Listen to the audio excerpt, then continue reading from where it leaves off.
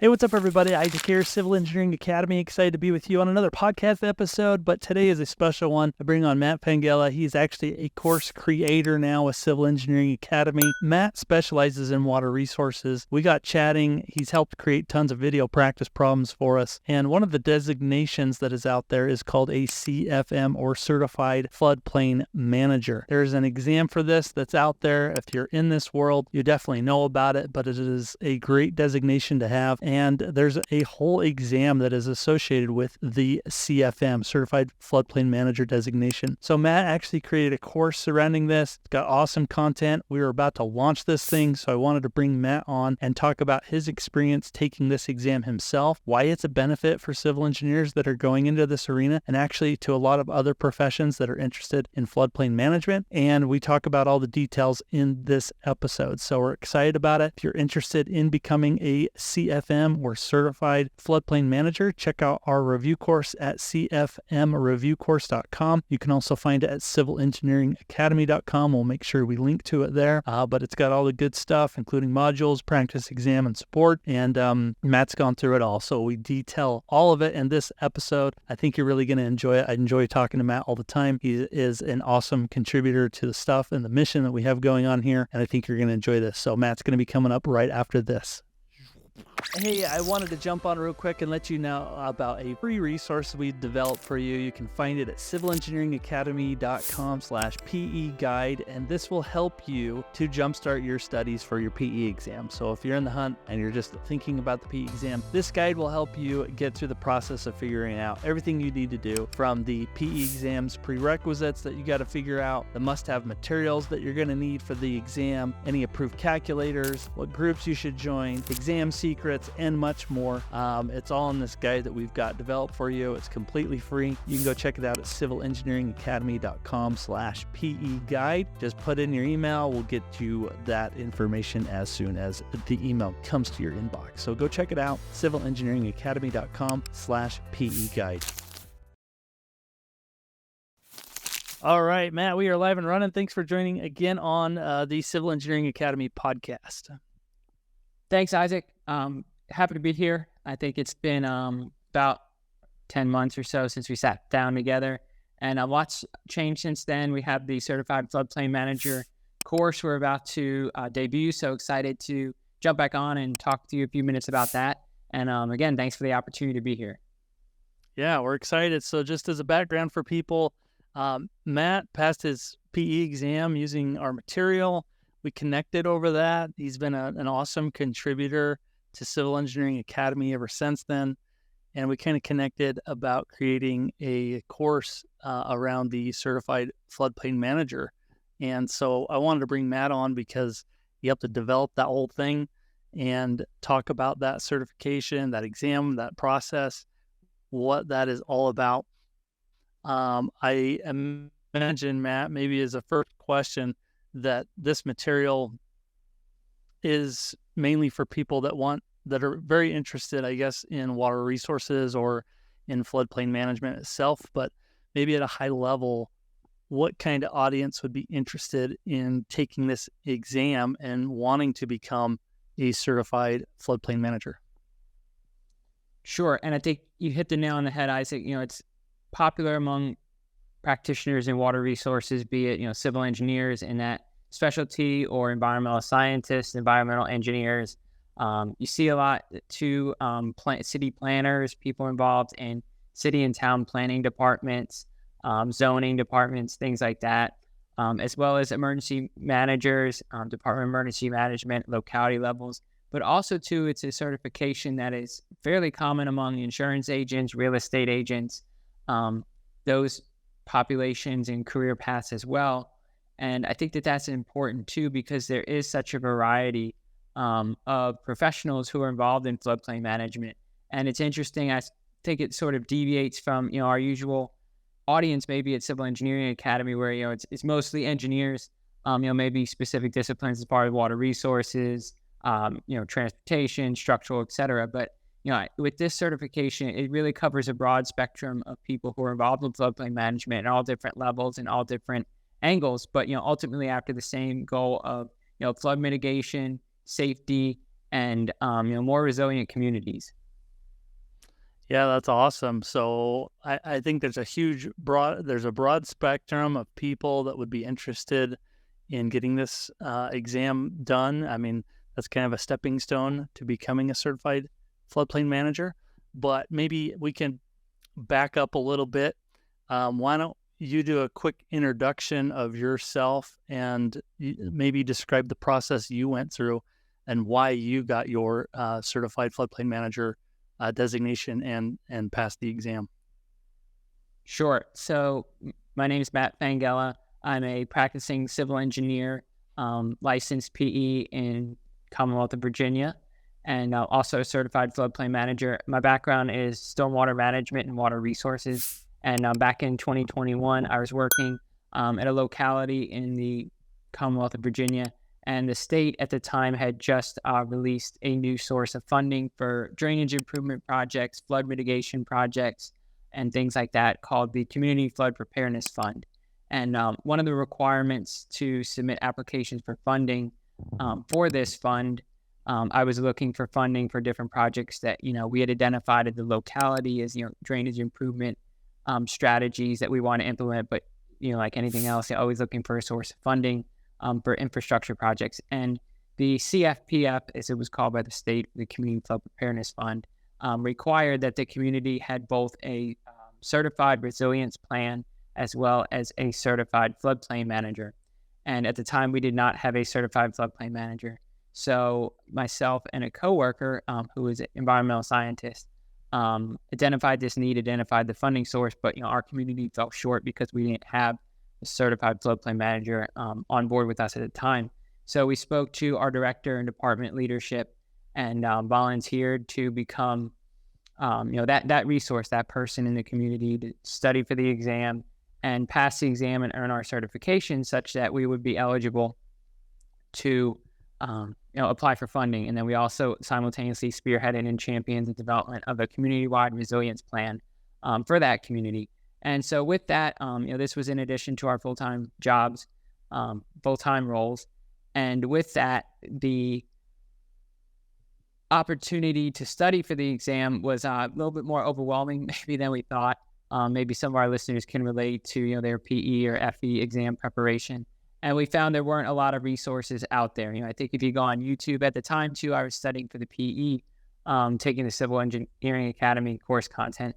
And on YouTube, you can punch in professional engineer exam, fundamentals of engineering exam, get a lot of content out there.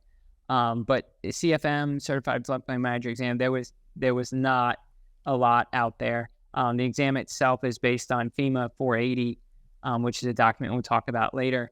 And then, there were some YouTube videos of someone in the back of the class who had recorded, someone doing a training session back in 2017, I think.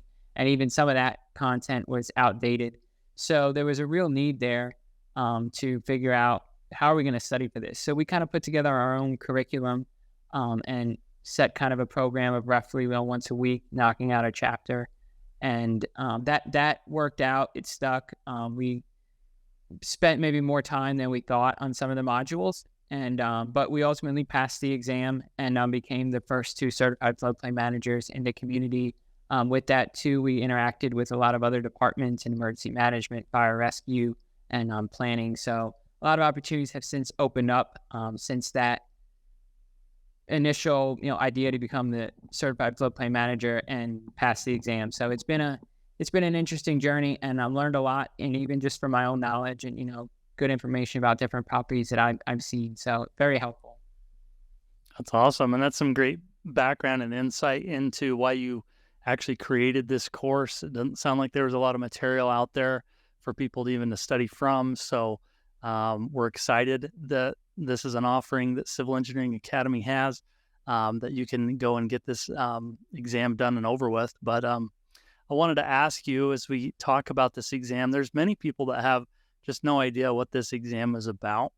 Could you high level talk about, the nuts and bolts of it, how many questions there are, high level, what they're asking questions about, or some of the things that they're referencing, and maybe just the exam experience itself?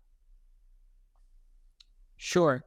So the exam itself, it consists of 120 questions, and it centers around FEMA 480, the National Flood Insurance Program guiding document.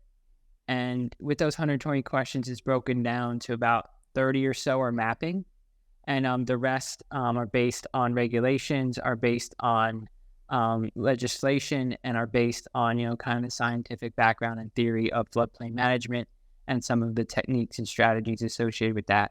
I would encourage listeners to really focus on mapping.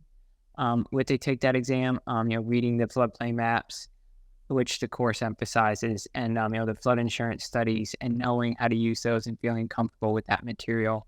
I think that that's very important for the exam. The exam is computer-based, so similar to what a lot of our listeners too are familiar with the PE and FE exams. So you go to a testing center. I think it's administered through Measure Learn. It used to be Scantrons, I think, consolidated. And you'll take the exam on a computer, and all the resources, the flood maps, the flood insurance studies, charts, graphs are all going to be in electronic computer-based format. The exam itself, I think, consists of about 3 hours timed exam, and you'll receive your exam result right after the conclusion of the exam itself. That's awesome. So, and then briefly just talk about, I guess, how much time did it take for you to actually prepare for that exam, taking 120 questions and everything that was entailed with that? Sure. So at the time, I was also studying for the professional engineer exam and, performing my full-time job as a civil engineer. So what we did is we broke the exam preparation up into, like I said, a week, a chapter or module in that FEMA 480 document. And I think a couple of them, like modules 3 through 5, where we really get into the nuts and bolts of the FEMA mapping, might have taken 2 weeks, where, we worked through the exam and, worked through the module and then took the practice quiz at the end of FEMA 480. Each chapter has a nice little 10-question quiz that hits the high-level topics that were covered in that module. And that is very useful to kind of see where you have mastered the material and other areas you want to revisit. So we spent about a week on each module, like I said, a couple weeks maybe on some of the other ones. We were also studying during the Thanksgiving, Christmas, New Year's holidays. So that, kind of created a couple of lags there. So overall, it took us, I think, about 4.5 months to prepare, start to finish. And then we had to, schedule an exam at the testing center, and it can, be a couple week delay or so, as far as when the testing center has availability and when you can fit the test in with both your professional and personal life.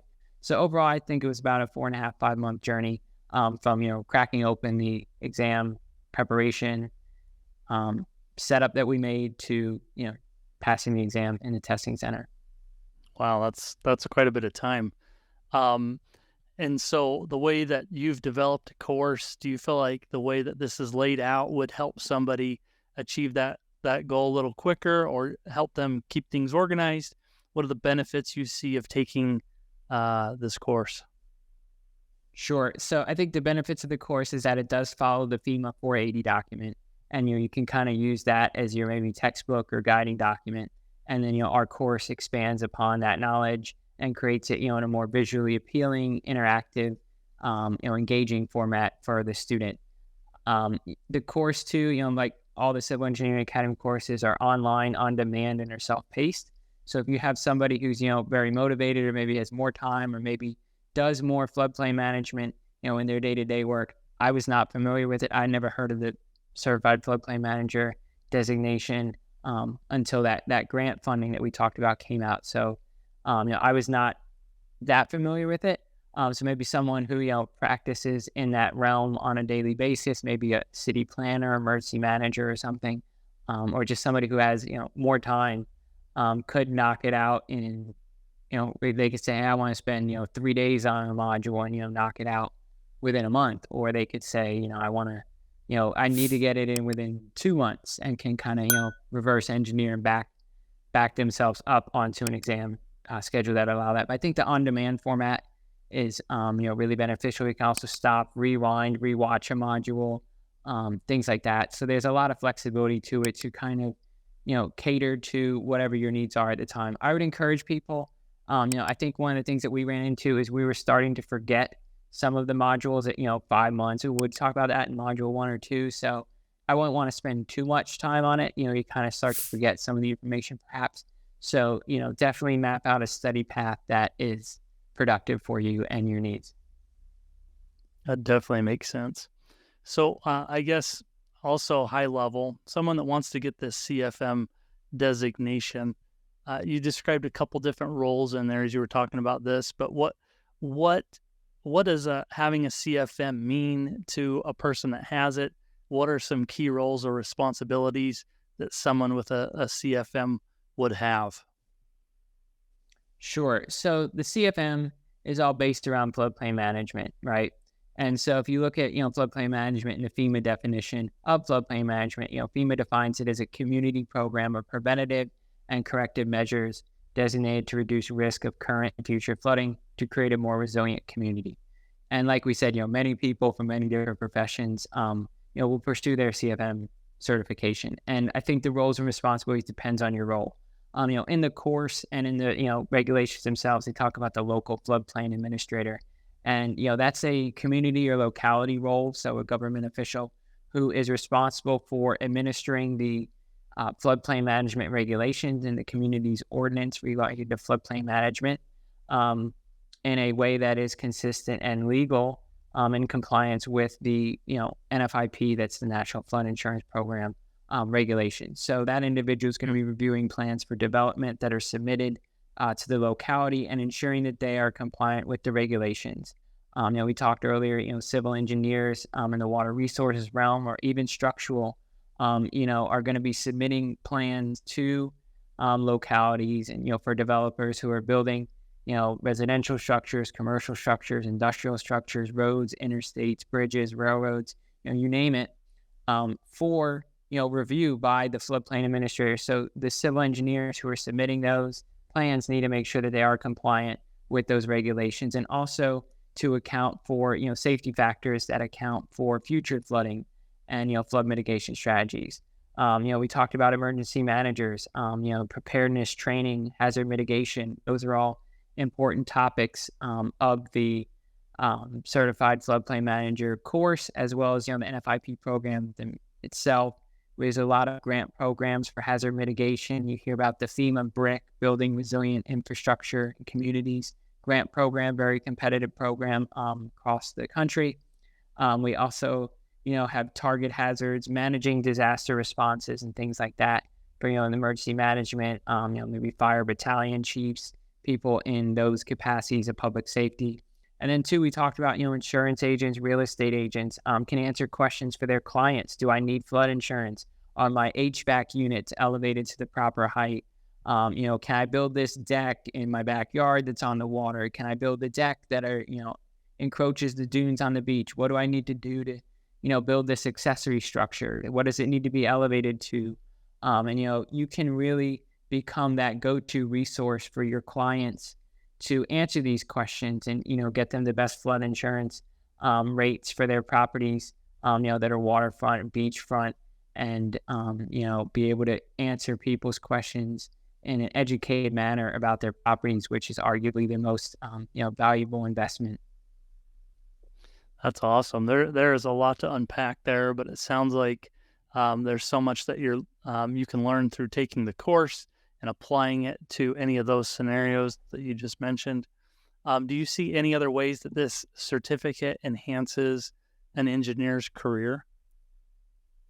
Absolutely. So, any certification, especially in the realm of civil engineering, can, advance your career. For example, a position later opened, and they were looking for someone specifically who had a PE and a CFM. There are many people who had a PE license, but no one with the CFM. And I had connected. It was a colleague of mine who was hiring for their organization and had reached out to me because of that, the winning combination, so to speak, of the PE and the CFM was the person they were looking for to fill that role. And in my case, it resulted in a 20% pay increase. So that was beneficial. And then two, outside the monetary values, you're providing, clients or citizens you serve or the general public with, additional knowledge about floodplain management. We answered a lot of questions in the field regarding, hey, why does this street flood? We just got a big, 100-year storm last week. When's it going to happen again? Am I good for 100 years? You can look in the course, but the spoiler alert is no. That 100-year storm could happen at any time. It's all based on probability, right? And so being able to answer those questions and speak, in an educated manner and answer, people's questions, because people do get scared when they see a flood event, even after, it doesn't have to be a huge hurricane or, monsoon in the West. It can just be a simple, afternoon July rainstorm that, overwhelmed the pipe system and exceeded its capacity and it backed up onto the street and a car flooded out. And, people are in a tight spot and they want answers. So, it always helps to, be knowledgeable to clients, to citizens you serve, and the general public. There is nothing worse than having some, water problems. As a homeowner, I've definitely seen that, and definitely a reason of concern. So having someone with a CFM is someone I would definitely rely on to get better answers to my questions. But we're excited for it. The course is called the Ultimate Civil Floodplain Manager Review Course, and the website is cfmreviewcourse.com. Matt is the author of that thing, and it's going to be awesome. He's gone through the whole process of doing that and is going to spell it all out for you, broken up into modules. And we also have some good practice exam and support there. So, Matt, is there anything else about the course that you would like to talk about, pitch, anything else? Sure. So I think, in closing, thanks everybody for looking into the course and, an important certification for your career, but also the general public. As flood events increase in both frequency and severity across the nation, flooding and resiliency is going to continue to increase in our designs in civil engineering and also across the discipline and other professions that we talked about, here in the podcast, earlier. And, right now, FEMA has really transitioned an approach to, prevention and mitigation. A lot of times when the opportunity to perform has arose, the opportunity to prepare has passed. So I'd encourage everybody to check out the course and see how it could help you in your career and ultimately make a safer community for all of us to enjoy. So thanks again for checking out, and we hope to see you soon over at the Civil Engineering Academy and at our Ultimate Certified Floodplain Manager Review course. Awesome. Thank you, Matt, for coming on, sharing the details of the course. Again, go check it out at cfmreviewcourse.com. We can answer all your questions, check out all the details. If you have any other further questions, you can email me, Isaac, at civilengineeringacademy.com. Work closely with Matt, and we'll make sure you get your questions answered. But we're excited for it. So, Matt, thanks for joining me today, and we'll see you again in the future. You're welcome. Thank you, Isaac. Talk to you soon. See ya. Bye.